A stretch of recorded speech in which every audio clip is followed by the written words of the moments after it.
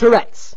It's all around us, or at least in less than 1% of Americans, but it's out there haunting people like you and me. It surpasses cultural and ethnic boundaries. To help us get a better understanding of Tourette's as we discuss it this evening, we welcome Dr. James Kirtland of Eastern London University of Pseudoscience.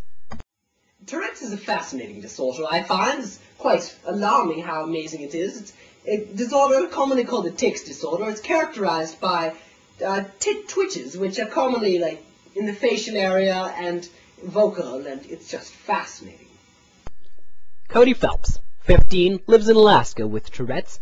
He's one of the doctor's most favorite patients, and he's agreed to discuss a little more in depth about his disorder. Cody, why don't you just tell me a little bit more about yourself and how Tourette's, do you think it's had an influence on what you do for a living? Are you currently in school? Yes I am, doctor.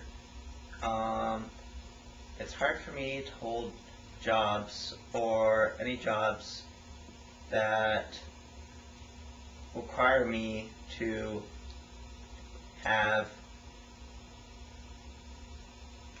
contact with other people. Yes. Especially. Although unknown, the reason for Cody's Tourette's is being traced. Now, Cody's parents, they both had Tourette's.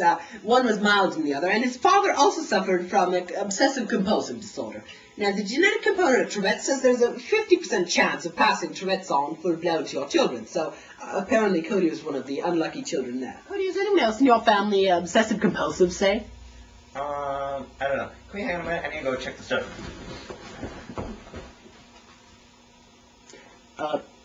Are you all right now? Yes. So I heard you were in school. How are you doing in school? Are you feeling good about yourself? I'm feeling pretty good.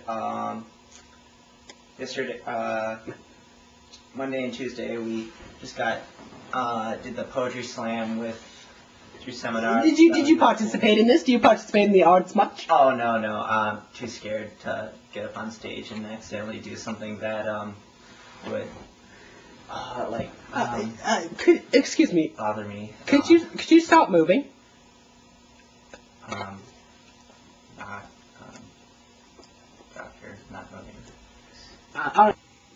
Well, yes, discussing the motor tics are just more common in most of the Tourette's cases we have here, but vocal tics are also common. Now, the motor tics they're broken down into these two areas. There's the simple and the complex. The simple being, just a scratch or a jerk, but the complex can be as much as jumping or even as complex as groping one another impulsively. How have you been reacting to stressful situations? Well, like today, this girl came up and asked me to Sadie Hawkins, and I said yes, but then she was like, I'm talking about the dance Sadie Hawkins on February 15th. Very interesting. And I was like, yeah, Sadie Hawkins, the dance. And she was like, you know what? I'm just going to go with someone else that's going to respect me more. And I had no clue what she was talking about.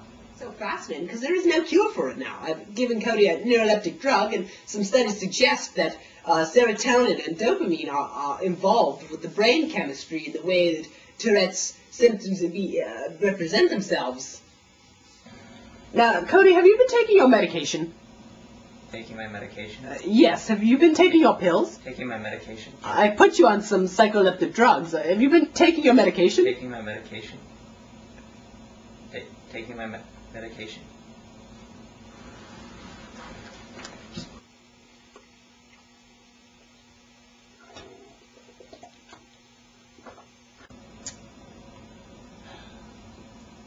I was wondering if my tics were kicking in then. Now, does stress normally cause this aggravation of your symptoms?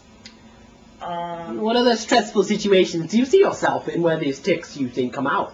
When I'm writing Tarvith essays, sometimes I notice that I hit my keyboard and don't even notice them. Now, diagnosis of Tourette's is very tricky. We take a look first at your family history. And now, since, first of all, we can rule you out, because normally 3 men to 1 woman will get Tourette's. But we look at your family history, and you must have at least 1 vocal tic in accordance, in conjunction with multiple motor tics, which can be either simple or complex. Now, that vocal tic can be echololalia, which is repeating of common phrases, or it can be corporolalia, which is the obscene gestures, obscene voices and phrases, which only develops in 15% of the most severe Tourette's cases. It's a really fascinating subject.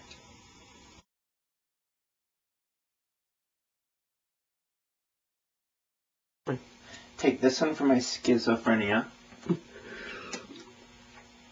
This is for my obsessive compulsive disorder.